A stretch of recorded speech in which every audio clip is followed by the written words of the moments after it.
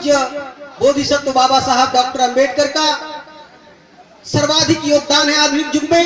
तो इस मुकाम तक पहुंचाने के लिए हमारे तमाम संतों, गुरुओं और महापुरुषों ने, संत शिरोमणि गुरु रैदास ने आजीवन संघर्ष किया। और शायद बहुतों को आप में से पता नहीं होगा, इन संघर्षों के कारण ही अंततः गुरु जी की चित्तौड़गढ़ के किले में विरोधियों द्वारा साजिश पूर्वक हत्या कर दी। तो इन्हीं कुछ बातों को आपके सामने रखते हुए आज हम 639वीं जयंती जो गुरु रैदास जी की मना रहे हैं, निश्चय ही आज देश के, प्रदेश के तमाम गांवों में, कस्बों में गुरु जी को याद किया जाता है। बहुत बड़े बड़े कार्यक्रम हो रहे हैं और होने भी चाहिए। आज लाखों की संख्या में लोग बनारस में गुरु जी के जन्म स्थल पर जुटे होंगे। पंजाब से लाखों की संख्या में भक्तजन, श्रद्धालुजन पहुंचे। तो आखिर ये गुरु जी का जीवन, उनका संदेश क्या था, थोड़ी सी बात मैं इस पर करूंगा। आज से लगभग 639 वर्ष पूर्व सन ईस्वी के हिसाब से 1376 में जो आज का वाराणसी है, वहीं पे गुरु जी का जन्म हुआ था और वो रविवार का दिन था। और ये बड़ी अच्छी बात है, ये संत गुरु जो सदगुरु कबीर हैं और रैदास गुरु जी दोनों समकालीन। 1398 में कबीर साहब का जन्म हुआ था। तो इस तरह से कुल 22 वर्ष आयु में कबीर साहब छोटे थे।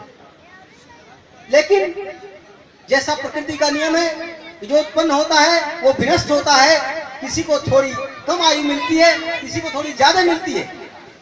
तो भी 1398 में जन्म लेकर के 1495 में सदगुरु कबीर साहब ने अपना शरीर छोड़ा था। 100 में लगभग 3 साल कम, यानी 97 साल। वहीं हमारे गुरु संत शिरोमणि रैदास जी ने 1376 में जन्म लेने के बाद 1527 में 150 से भी अधिक वर्ष की आयु, यानी 151 वर्ष जिंदा रहे। एक लंबी आयु पाई और जीवन पर्यंत जब तक इनकी हत्या नहीं कर दी गई धोखे से, अपने समाज के उत्थान के लिए, लोगों के बीच से अंधविश्वास मिटाने के लिए प्रयास करते। कुछ उदाहरण मैं गुरु जी के वाणी से ही दूंगा। क्या जरूरत पड़ी,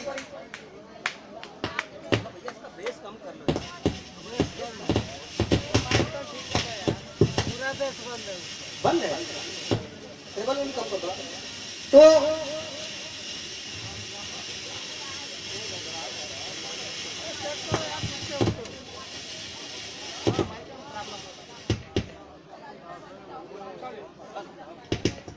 हेलो हेलो तो मित्रों, ये बड़ी खुशी की बात है कि हमारे बीच में बड़े बुजुर्ग भी बैठे हैं, कुछ नौजवान भी दिख रहे हैं, हमारे छोटे छोटे प्यारे बच्चे भी दिख रहे हैं। तो संत गुरु रैदास जैसे महापुरुषों की जरूरत क्यों आन पड़ी हमारे बीच में, और क्या उनका संघर्ष था। आज मैं कहीं इंटरनेट पे पढ़ रहा था, देख रहा था, इंटरनेट का जमाना है। एक मित्र लिख रहे थे कि हम आज भी भारत के लोग मध्य युग में जी रहे हैं। दुनिया के सामने हम कम से कम 600-700 साल पीछे चल रहे हैं। हम बर्बरता की जद में दिन रात इलेक्ट्रॉनिक, प्रिंट या वोकल मीडिया के माध्यम से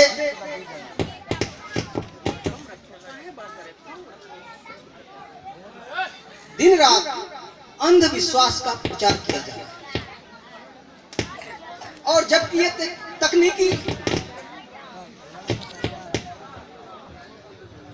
ये सहूलियतें हमें हासिल हैं, तब भी हम इसका भरपूर उपयोग नहीं कर पा रहे। तो उस जमाने में जब संचार के साधन नहीं थे, हमारे पास कम्युनिकेशन का साधन नहीं था, तब गुरुजी ने पैदल चल के पूरे देश में लोगों को जगाया, अथक परिश्रम किया। तो ये ऐतिहासिक स्थिति कैसे बनी, क्यों गुरुजी को इतना अथक परिश्रम करना पड़ा, सारे संतों गुरुओं को करना पड़ा, तो थोड़ा सा पीछे इतिहास में आपको ले चलना चाहूंगा। आज जब मैं एक मित्र का जो जिक्र कर रहा लोग कह रहे हैं कि हम अब भी दुनिया से 600 साल पीछे मध्य युग में जी रहे हैं, तो क्या सच में हम हमेशा ही भारत के लोग दुनिया से ऐसे ही पीछे रहे हैं, असभ्य रहे हैं, गंवार रहे हैं, अनपढ़ रहे हैं, या आज ही ऐसा हो गया है कि सबसे ज्यादा कम पढ़े लिखे लोग भारत देश में, सबसे ज्यादा टीबी के शिकार भारत में, अब तो अफ्रीका के बाद एड्स के भी सबसे ज्यादा शिकार भारत में, सबसे ज्यादा भुखमरी भारत में, सबसे ज्यादा सड़कों की खराब दशा भारत में, बिजली न मिलने की समस्या सबसे ज्यादा भारत में, शुद्ध पानी न मिलने की समस्या भारत में। आज की स्थितियां हैं। नहीं मित्रों, ऐसा नहीं था। अमेरिका का इतिहास ज्यादा से ज्यादा 500-600 साल पुराना है। उसके पहले वो एक कबीलाई देश